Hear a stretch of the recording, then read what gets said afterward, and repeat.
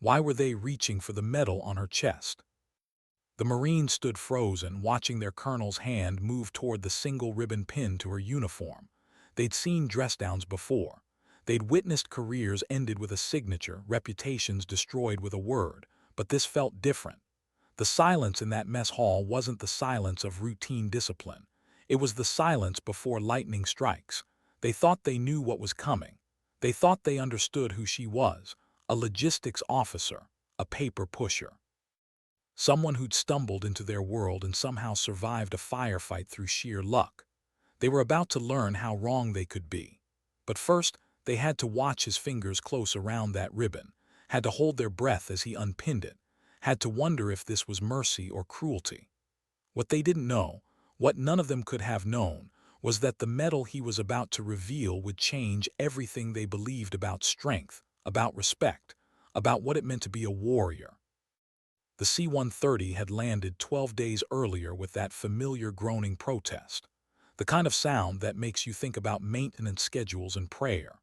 The ramp descended into heat so thick it felt like breathing through wet cloth. Forward Operating Base Blackwood, a name that sounded more impressive than the reality of dust, diesel fumes, and the particular breed of exhaustion that comes from being forgotten by everyone except the enemy. The Marines unloading supply pallets barely looked up. Another officer, another set of expectations that wouldn't match reality, another person who'd need their hand held until they figured out that war wasn't like the manual said. Then they saw her walk down that ramp. Major Anna Sharma, the oak leaf on her collar caught the sunlight. Her duffel bag hung from one shoulder with a casual precision that seemed almost choreographed. Everything about her uniform was crisp, clean, perfect. Too perfect for a place where sand got into everything, where sweat stains were badges of honor, where looking pristine meant you hadn't done any real work.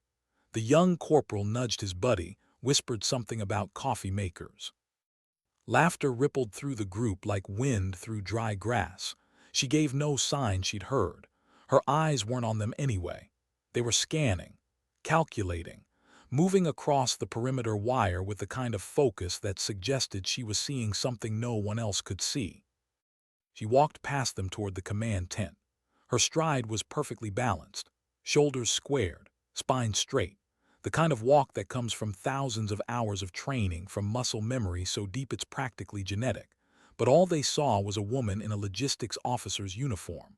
All they registered was that single ribbon on her chest, Meritorious Service Medal, the kind of award you get for organizing a successful charity drive or streamlining a filing system. Nothing that said combat. Nothing that said warrior. A grizzled gunnery sergeant paused his work on a Humvee engine, watched her pass. 20 years in the Corps taught you things, taught you how different kinds of people moved.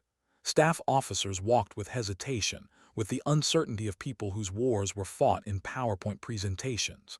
This major walked like she owned every grain of sand beneath her boots, like she knew what each shadow might hide. He went back to his engine, but the image of her stayed with him. That predatory calm, that absolute certainty. Coffee was definitely not what she had on her mind. Colonel Marcus Thorne's office matched the man. Steel desk, maps covered in grease pencil markings, a single photograph of a grim-faced battalion from some past command. No sentiment, no softness, just function and purpose.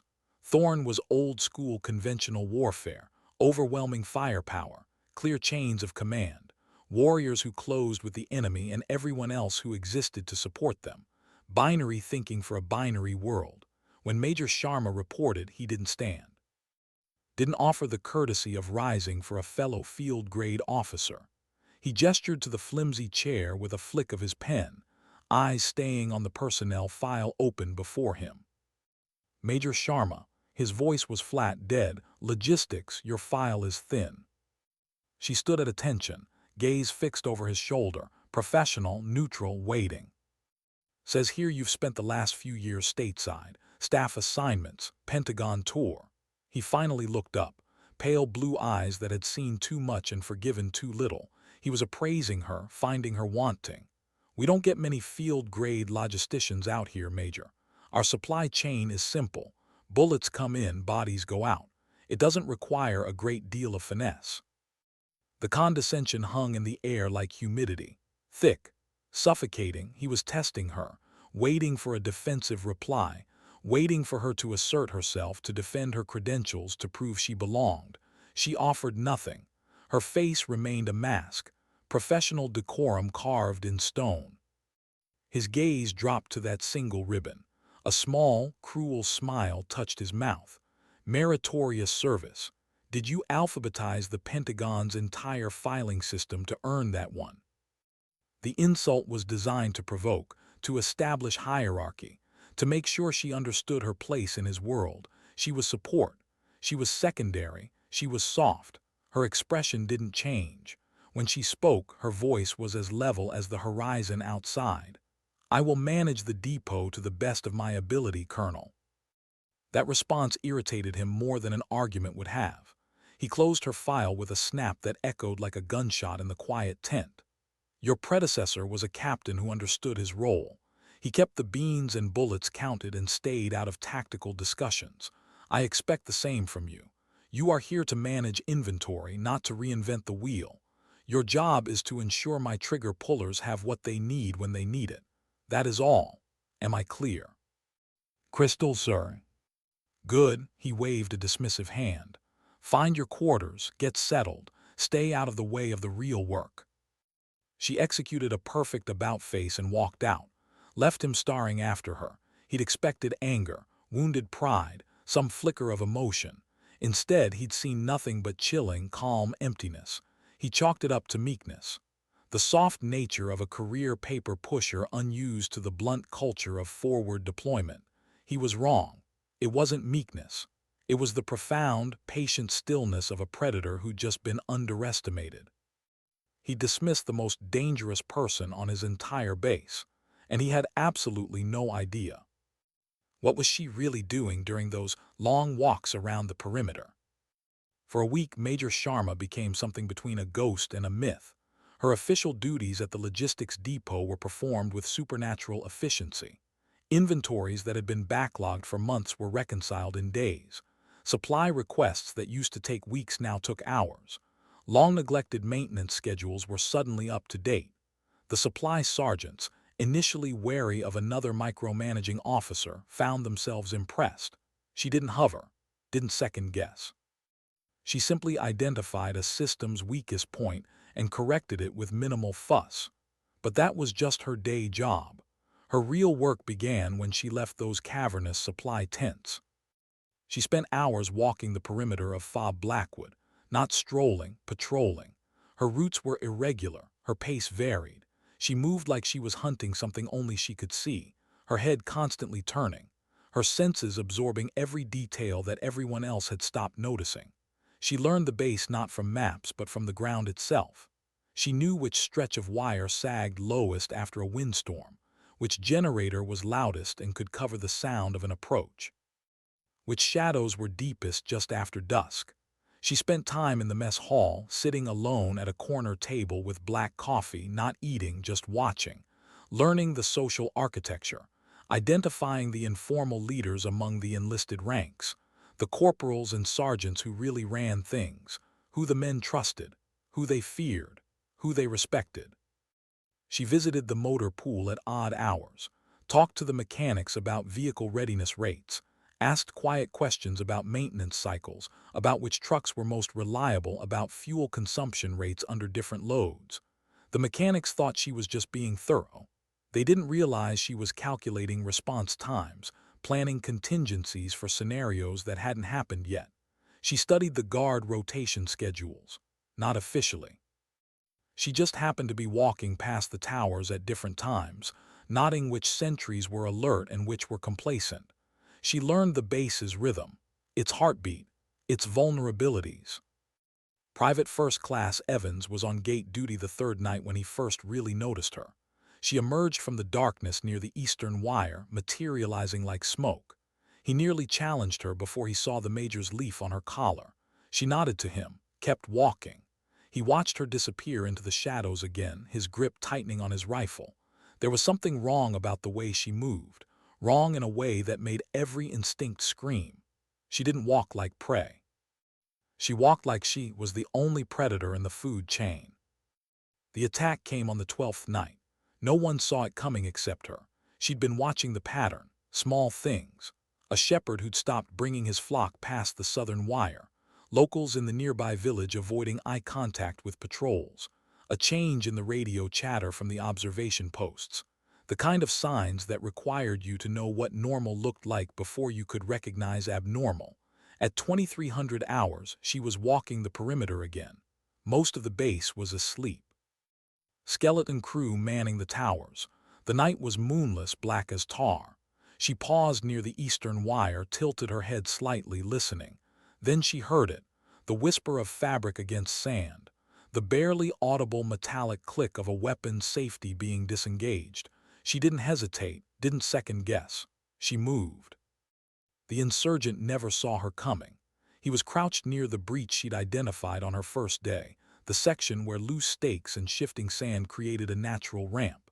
He had wire cutters in one hand, an AK-47 strapped across his back. He was seconds away from opening a hole in the perimeter when she was on him. Her hand clamped over his mouth. Her other arm wrapped around his throat in a blood choke that cut off consciousness in 3 seconds. He slumped. She lowered him silently to the ground, her eyes already tracking movement in the darkness beyond the wire. There were more. She could feel them, sense them the way you sense a storm building on the horizon. She keyed her radio, kept her voice low, calm, controlled. QRF, this is Depot 6. Hostiles breaching Eastern Wire, grid November 7248. Estimate squad-sized element. I have one detainee. Moving to intercept. The quick reaction force commander's voice came back confused. Depot 6, say again. You have what? She didn't repeat herself. She was already moving. The QRF would respond or they wouldn't. She had work to do. She moved through the darkness like she'd been born to it. Her weapon appeared in her hands, though no one would have been able to say exactly when she'd drawn it. She tracked 3 figures moving along the outer wire, attempting to flank toward the motor pool. Classic infiltration tactics. Hit the fuel dump, create chaos, exploit the confusion. It might have worked against a normal logistics officer. It wouldn't work against her. She closed the distance in seconds, moved through blind spots she'd memorized. The first insurgent went down without a sound, a precise strike to the base of his skull dropping him like a stone. The second spun, bringing his weapon up, but her boot caught him in the knee, collapsing the joint.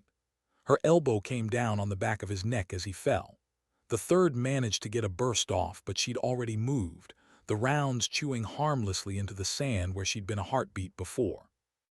She came up inside his firing arc, struck his weapon aside, drove her palm into his throat, felt the cartilage crunch.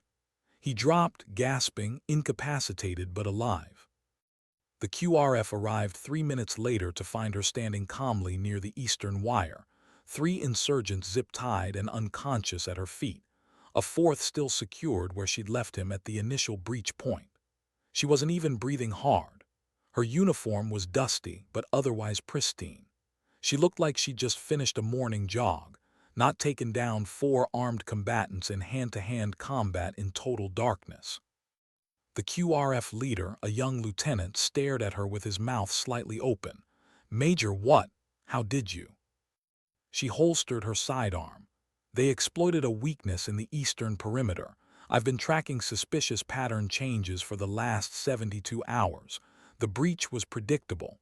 She said it like she was discussing inventory discrepancies, like violence was just another logistical problem to solve.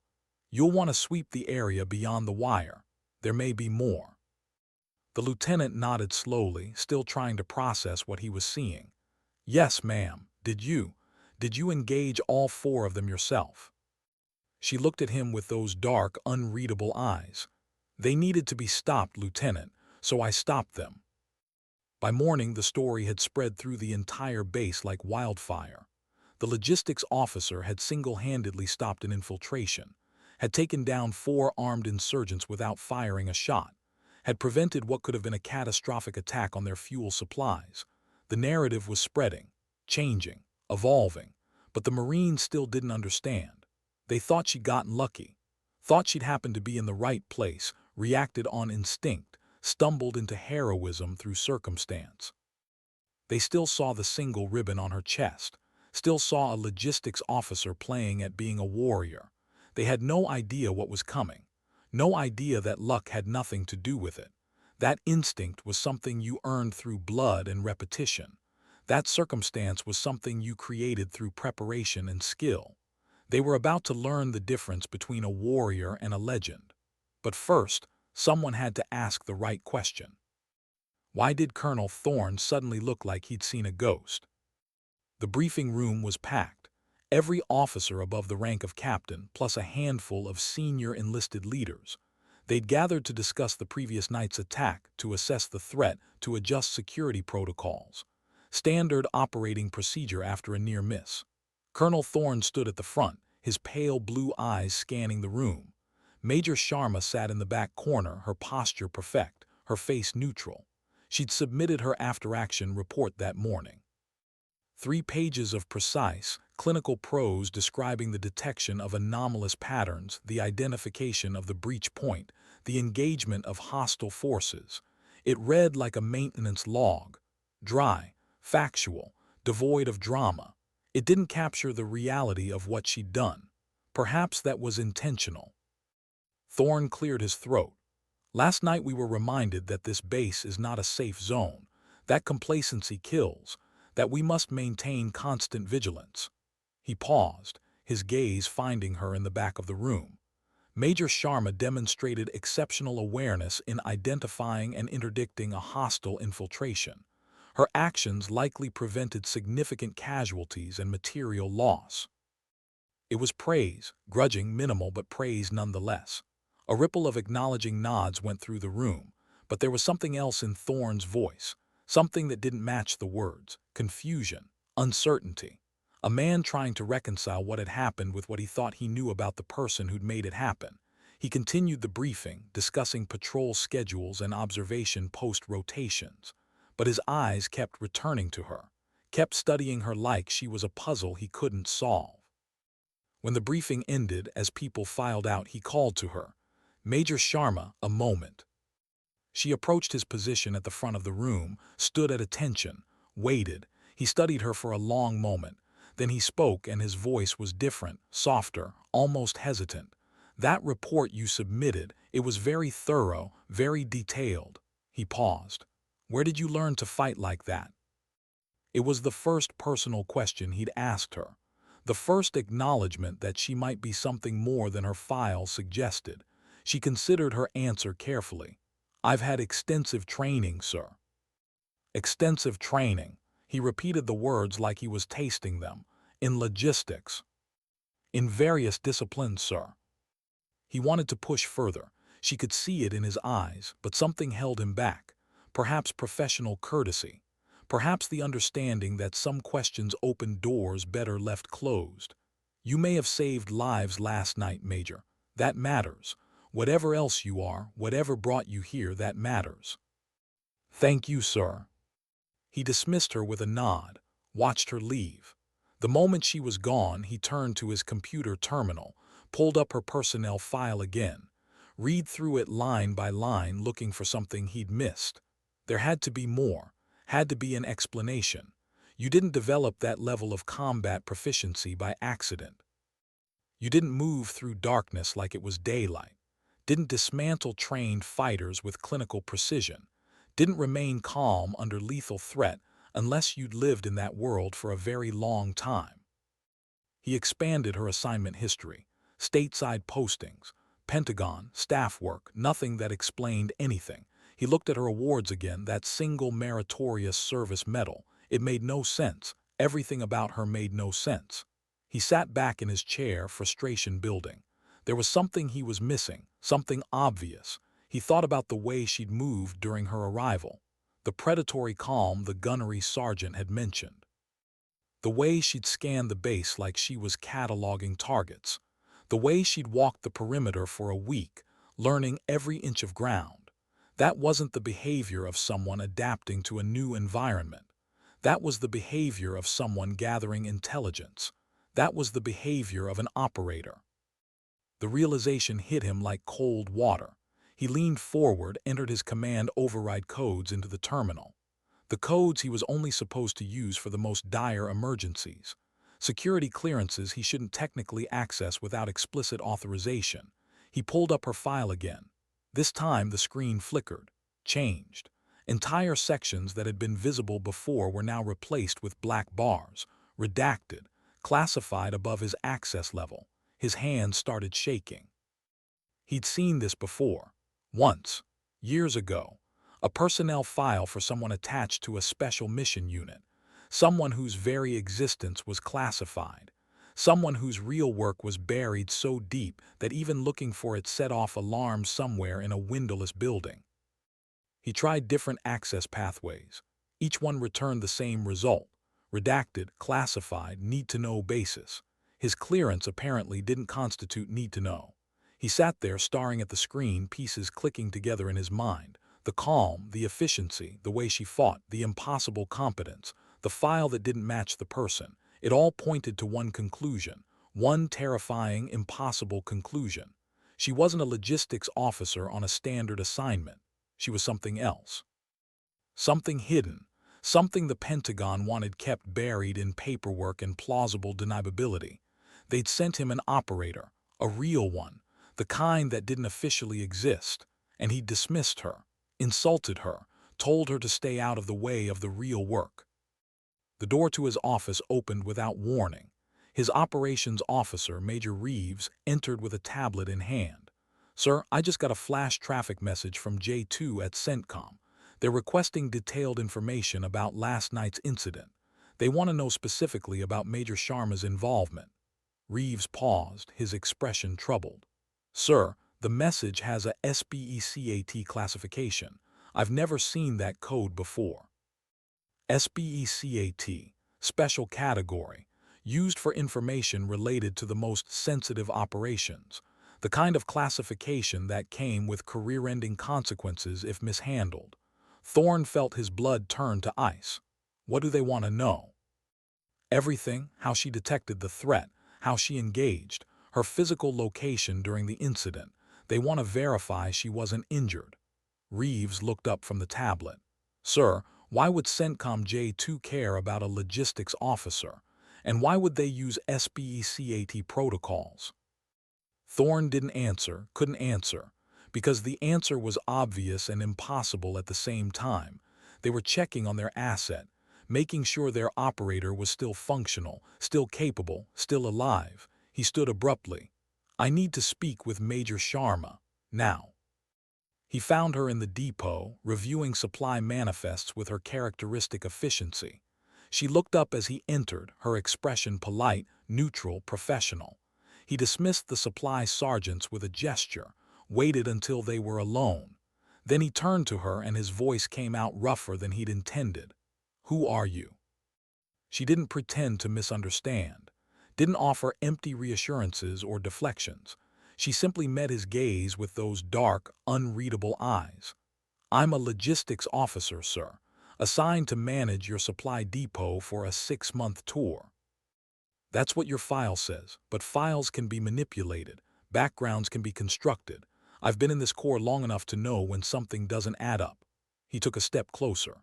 "Your file has classification markings I've only seen once before. CENTCOM is sending SBECAT traffic about you. You took down 4 armed insurgents in hand-to-hand combat in complete darkness without breaking a sweat. So I'm going to ask again. Who are you?" She was silent for a long moment. When she spoke, her voice was soft but carried an edge of finality. "I'm exactly what my orders say I am, Colonel. Nothing more, nothing less." "Is Sharma even your real name?" "It's the name on my orders, sir." He wanted to push harder, wanted to demand answers, but something in her eyes stopped him. A warning, a line he shouldn't cross. Some truths were dangerous. Some questions had consequences. He'd served long enough to know when to stop asking. He nodded slowly. "Understood, Major, carry on." She returned to her manifests. He walked out of the depot, his mind spinning. He just had his suspicions confirmed without a single word being spoken.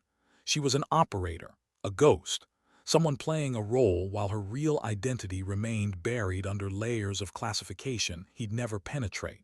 And the most unsettling part, he had no idea why they'd sent her here, why a base like Blackwood warranted that level of asset deployment.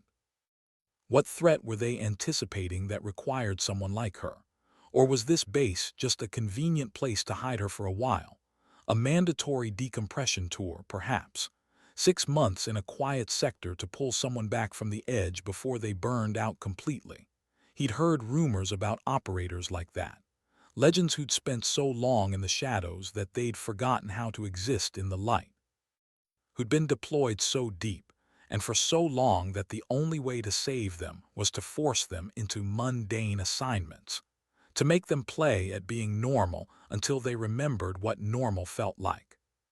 The thought made him feel something unexpected, sympathy.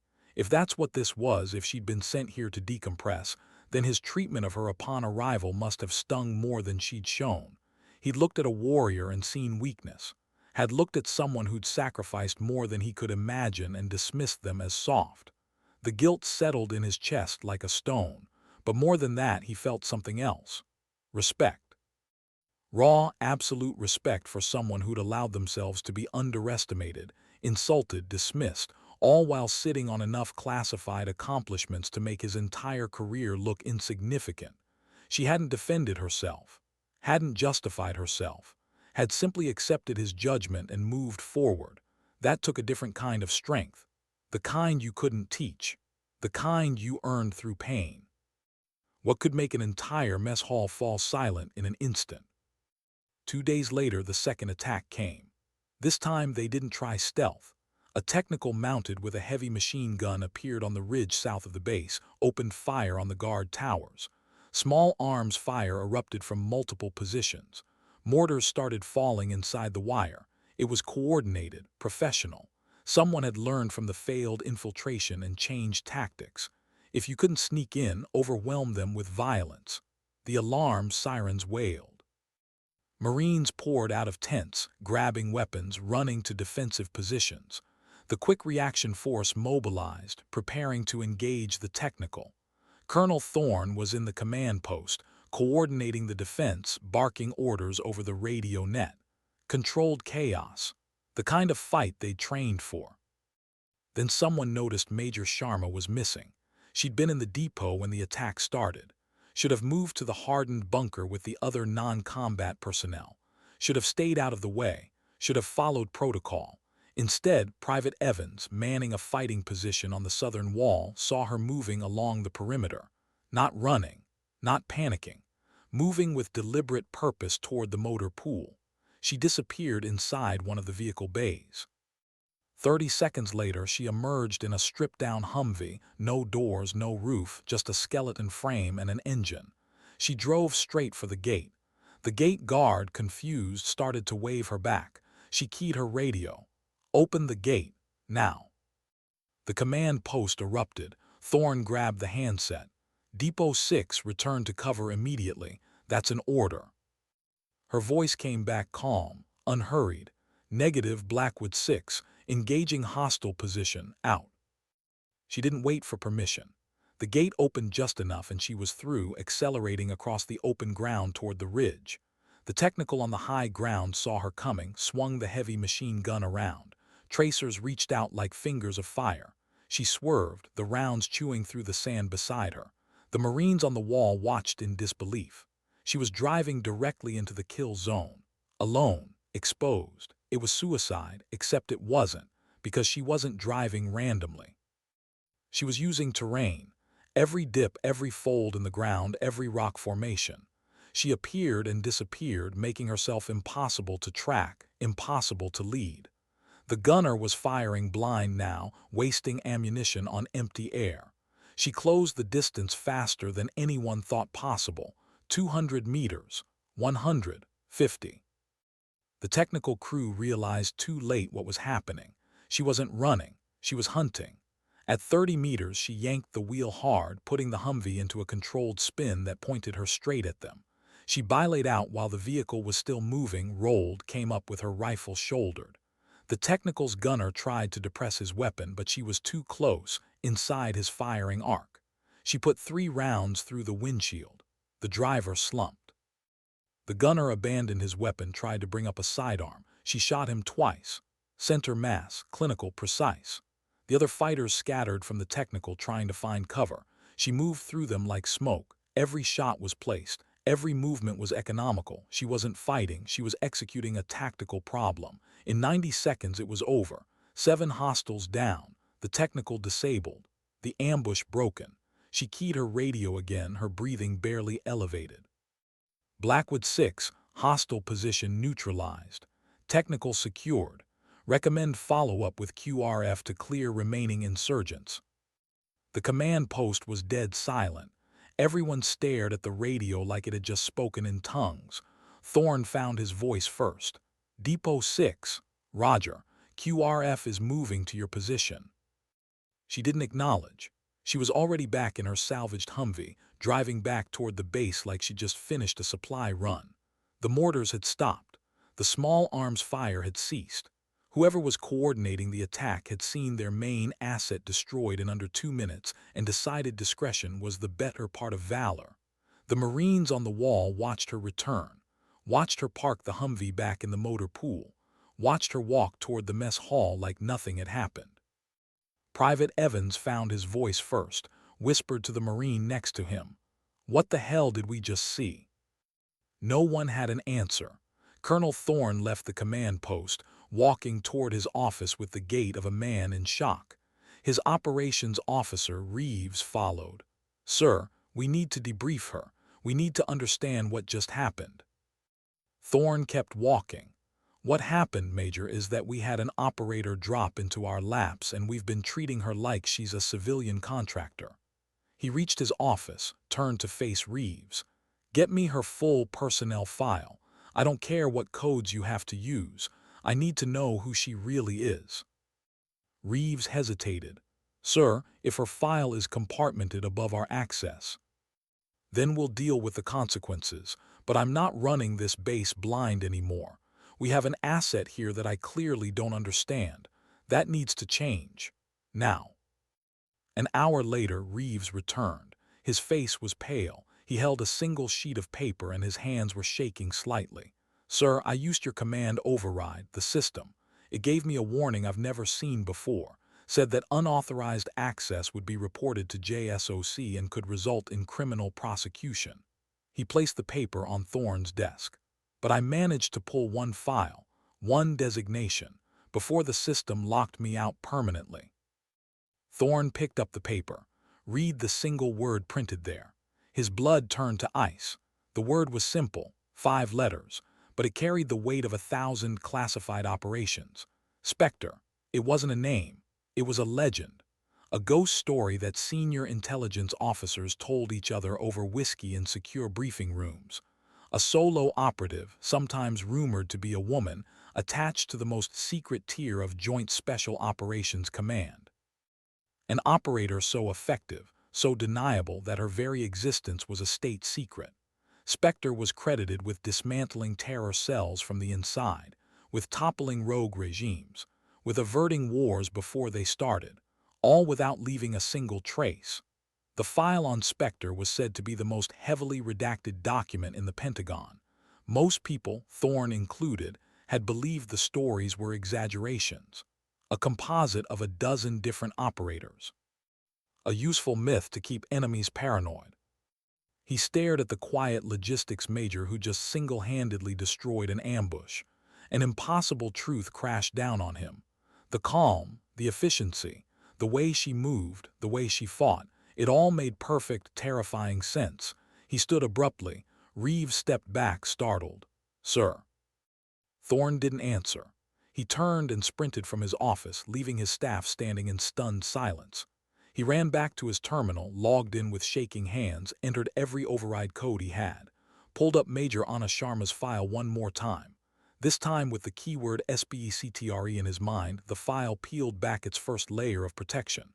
The long blocks of black redaction shifted, changed, revealed themselves. Unit assignment, classified special mission unit, Tier 1. Call sign, Spectre.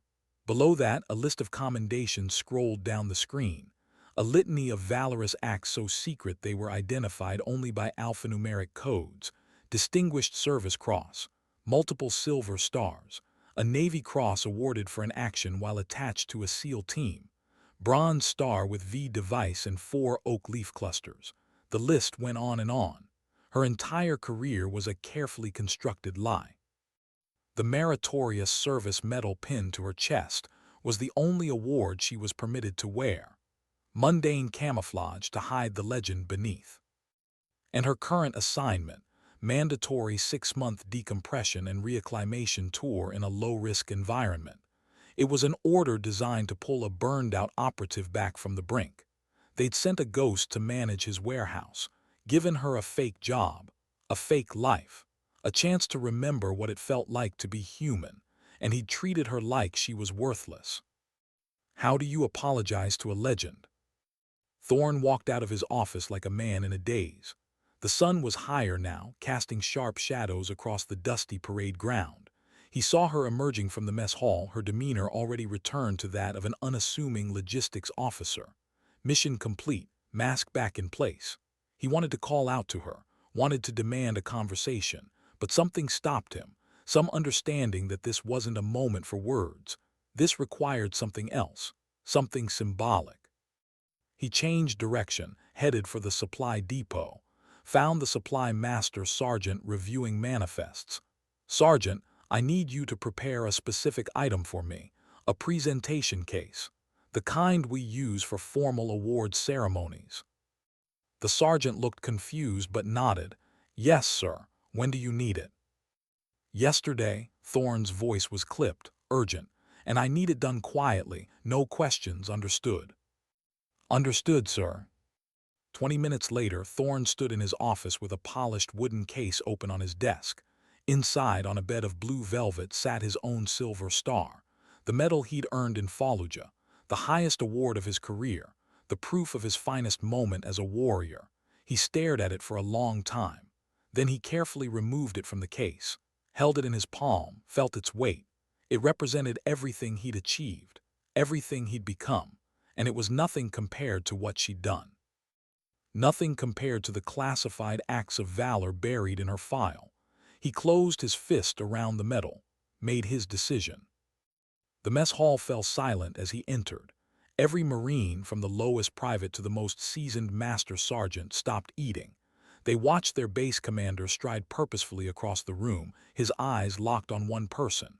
Major Sharma sat at a small, isolated table, methodically field-stripping her M9 with practiced, rhythmic clicks. The Marines tensed.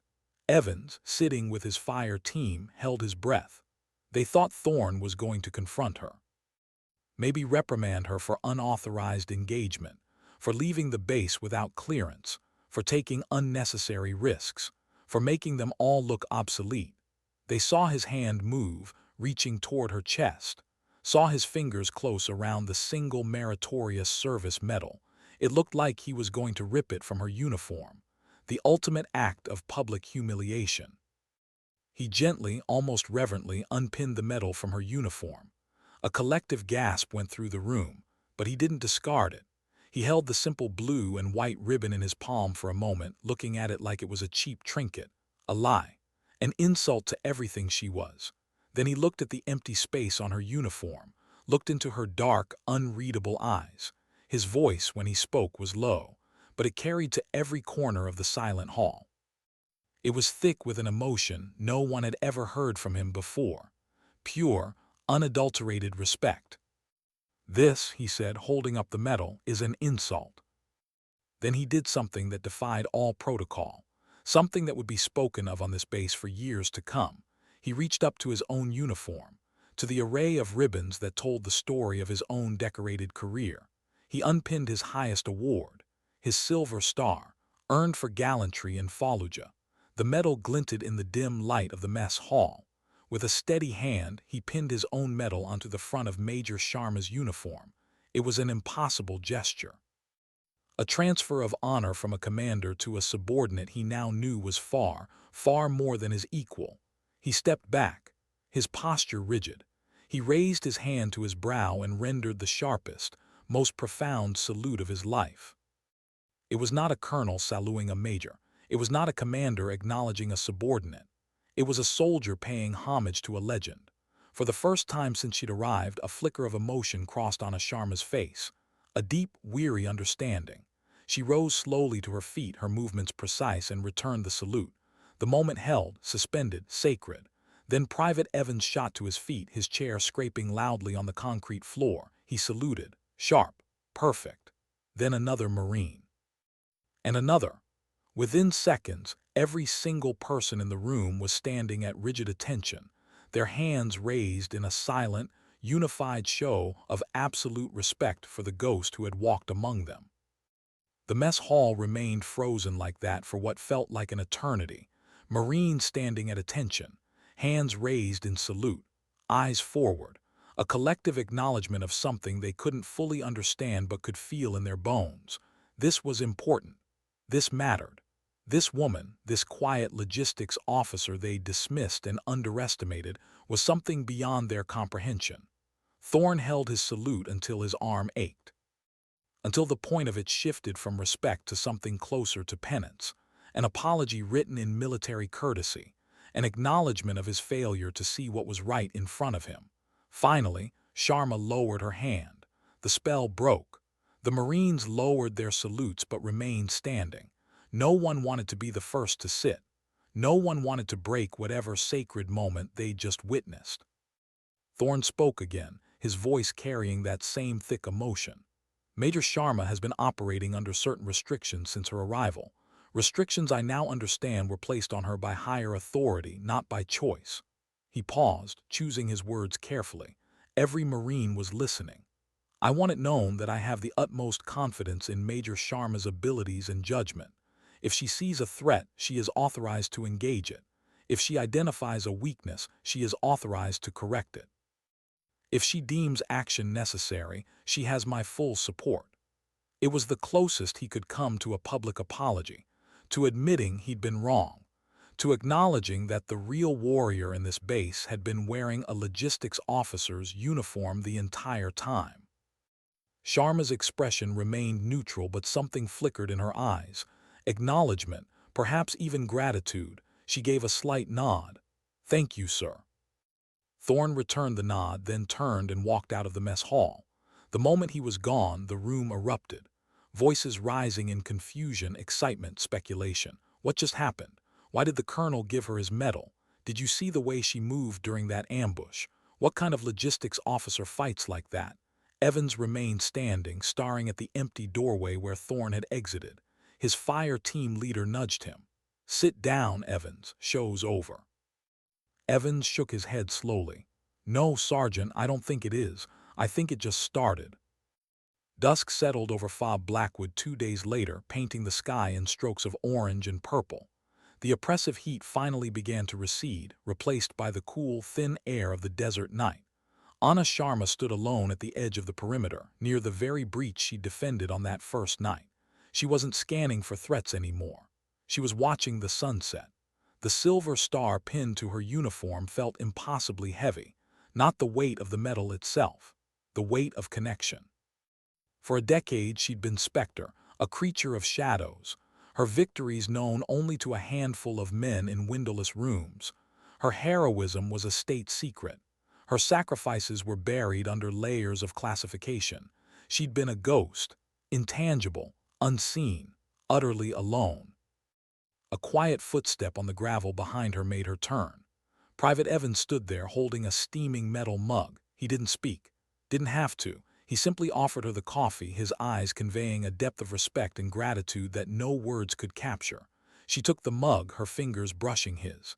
He gave her a short, sharp nod, a gesture between equals, then walked away, leaving her to her solitude. She brought the mug to her lips. The bitter warmth was welcome. She looked out at the vast, hostile landscape that stretched to the horizon. It no longer looked like just a series of tactical challenges, of firing solutions and kill zones. For the first time in a long time, it was simply a landscape, beautiful in its own harsh, unforgiving way. The weight of being Spectre, the crushing isolation of her secret life, felt just a little bit lighter. Here, in this forgotten corner of the world among these rough and unsophisticated Marines, she was not a ghost. She was Major Sharma, a leader, a protector. She was finally seen. The respect they'd given her was silent, unrecorded against regulations, and it meant more to her than all the classified medals hidden in her file. She took another sip of coffee, her silhouette framed against the dying light.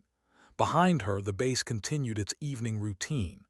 Guard shifts changing, equipment being secured, Marines settling in for another night in this dusty, dangerous place. But something had changed, something fundamental. The Marines who'd once dismissed her now watched her with different eyes. When she walked past, they straightened, not out of fear, out of respect. Genuine, earned respect, the kind you couldn't order or mandate, the kind that came from seeing someone prove themselves in the most primal way possible, through competence, through courage, through the quiet, steady demonstration of excellence. In the motor pool, the grizzled gunnery sergeant who'd watched her arrive was working on another engine. He paused as she walked past, gave her a nod. She returned it, a moment of understanding between warriors. He'd known, somehow, from that first day, had seen something in her walk that the others had missed. Now everyone saw it. Now it was obvious. But he'd carry a quiet pride for the rest of his career. The pride of being one of the few who'd recognized a legend before the revelation. In the command post, Colonel Thorne was reviewing the patrol schedule for the coming week. His operations officer, Reeves, stood beside him.